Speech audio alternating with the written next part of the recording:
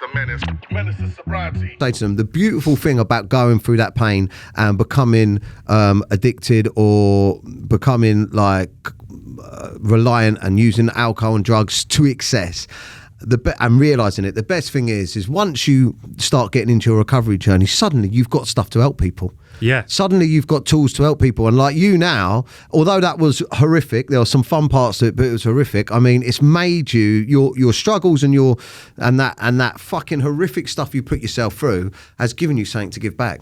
The one thing you find with almost everyone who's been through this, if you ask them, would you change anything? I mean, for me, absolutely not. No. I wouldn't change one thing because I am the happiest and the best version of myself. And you realise you're happy because you realise how unhappy you was. Yeah. For me, that was just normal. I thought that was life. I thought getting up in the morning and going to work. Fucked. Yeah. It was every second was a struggle. The amount of times I would do like a 2-day bender and then go and work a 15-hour shift. Yeah, like, oh. And I remember one shift, every human being turned into a giant crow in my head. It was horrific. Why? Because I was hallucinating.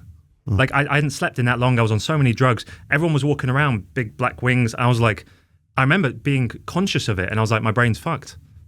See, that never happened to me. You were doing copious amounts of cocaine, weren't you? Yeah. Like, fucking hell. A lot. My nose actually changed shape quite a bit. Did it really? My mum noticed it first. Wow. Look at your nose. And I was like, yeah. I stopped before things got away.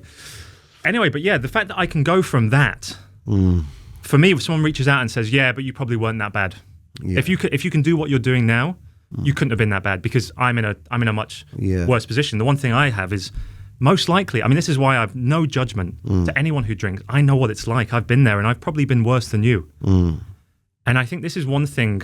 And again, this is why, I love the fact that you've set up this podcast is because there's no hidden agenda here. I just want to share it also to help myself. Every single person I help helps you. It helps me. Yeah, it's good karma. It makes you feel good. Yeah. And like you were saying, the things just naturally happen around you when you give out such a good energy and you stop focusing on what everyone else is doing. Like, I don't care what anyone else is doing now. I just focus on me. Yeah, and I found with this, I mean, from a selfish perspective, I found the reason why I done the podcast and wanted to talk was because I felt such relief. Just finally opening up to my wife and saying I was a twat. Yeah. Just finally putting my hands up and going, all right, you know what, maybe you're right. Just finally saying to people around me, guys, lads, I'm sorry, but I'm out because I have an addictive personality. I have a problem with drinking drugs and I get myself in some fucking states behind closed doors that you would not even believe. And saying the worst is your family, right? And saying to your family, going to family events and saying to your family, I mean, I found that very difficult going to a family party and saying, I don't drink, I think I'm an alcoholic or, I've been abusing drugs. Well, I think once you go on that sober journey, for me, the challenges of things like, what do you say to people? How do I act here? I knew I had to just find a way around them because drinking was never going to be an option again. Yeah. And that's what kind of made that a bit easier. But when I stopped, I reached out to an old friend of mine who said, you need to come to a meeting. And I was desperate. I was like, yeah, anything. Went to the first AA meeting.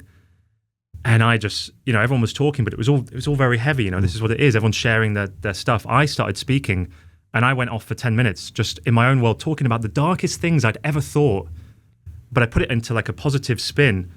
But everyone was just like, I stopped thinking, oh my God, what have I just done? And everyone was like, thank you, Will. And I was like, what? Is that it? Like, I've been thinking about this stuff for years. And I've just let it out and no one cares because you all know what it's like because you're all the same as me. They're just like, yeah, we get it, mate. Yeah, we were there. Menace is sobriety.